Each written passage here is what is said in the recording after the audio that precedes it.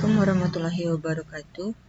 Kenalkan, kami dari kelompok 10, yaitu kelompok Supreme, dengan anggota Iksan Taji Putra dengan NIM 19830365, Nevi Bella Samantha 19830373, Jeffrey Triakatno 19830378, Yuliana Sandra Pitaloka 19830393, dan Mahdiah Nur Aini 19830405.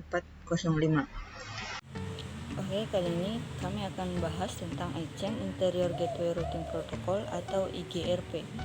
Pada praktikum ini yang akan kami lakukan adalah implementasi konfigurasi dasar IGRP, termasuk perintah-perintah di jaringan, interface pasif, dan menonaktifkan automatic summarization. Kemudian melakukan verifikasi hasil konfigurasi IGRP menggunakan berbagai perintah show dan melakukan pengujian konektivitas end-to-end. Kelebihan utama yang membedakan IGRP dari protokol routing lainnya adalah IGRP termasuk satu-satunya protokol routing yang menawarkan fitur backup router, di mana jika terjadi perubahan pada network, IGRP tidak harus melakukan kalkulasi ulang untuk menentukan rute terbaik karena bisa langsung menggunakan backup route. Kalkulasi ulang rute terbaik dilakukan jika backup rute juga mengalami kegagalan. Ada beberapa karakteristik IGRP, yaitu termasuk protokol routing distance vector tingkat lanjut atau advanced distance vector, waktu konvergensi yang cepat, mendukung VLSM dan subnet yang continuous atau tidak bersebelahan atau berurutan, mendukung multiple protocol network, desain network yang fleksibel, multicast dan unicast. IGRP saling berkomunikasi dengan tetangga atau networknya secara multicast dan tidak membroadcastnya. Manual summarization. IGRP dapat melakukan summarization di mana saja, menjamin 100% topologi routing yang bebas looping. Masih banyak karakteristik IGRP yang sangat membantu. Ini hanya sebagian saja. Untuk itu mari kita lanjutkan ke penjelasan selanjutnya, yaitu tentang konfigurasi IGRP agar lebih memahami bagaimana verifikasi routing IGRP. Oke, saya lanjutkan 6.41. Aktifkan proses routing IGRP. Mengaktifkan proses routing IGRP di masing-masing router menggunakan nomor S berupa satu konfigurasi. Router 1 ditunjukkan di bawah ini. Router 1 kita ketikkan router IGRP 1. Router 2 kita ketikkan router IGRP 1. Router 3 kita ketikkan router IGRP. Berapa jumlah rank yang digunakan untuk jumlah S? 1 sampai 65.535.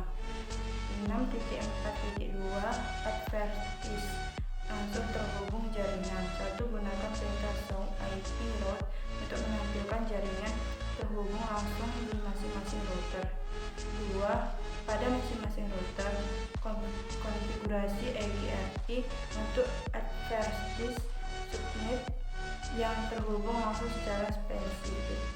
Konfigurasi router 1 seperti di bawah ini. Router 1 network 172.168.0.0.0.255. R1 network 172.16.3.0 0.0.0.3. R1 network 192.168.10.4 0.0.0.3. Router 2 network 172.16.2.0 0.0.0.255. Router 2 network 172.16.3.0 0.0.0.3. Router 2 network 192.168.10.8 0.0.0.0.3. Router 3 network 192.168.1.0 0.0.0.255. Router 3 network 192.168.4.0.0.0.3. Router 3 network 192.168.10.0.0.3. Selanjutnya dilanjutkan oleh Jeffrey Trevor. Baiklah, di sini saya akan menjelaskan tentang konfigurasi interface pasif. Langsung ke source code-nya. R1 pasif min interface G0/0. Dan untuk menonaktifkan automatic summarization, yaitu no auto min summary.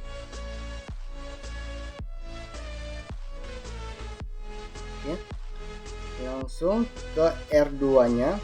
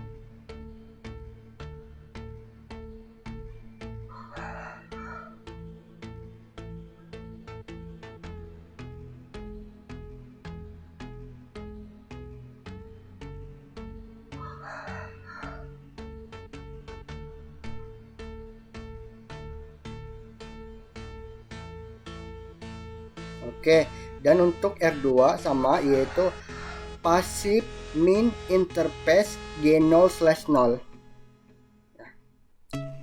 Ya, masuk ke sini.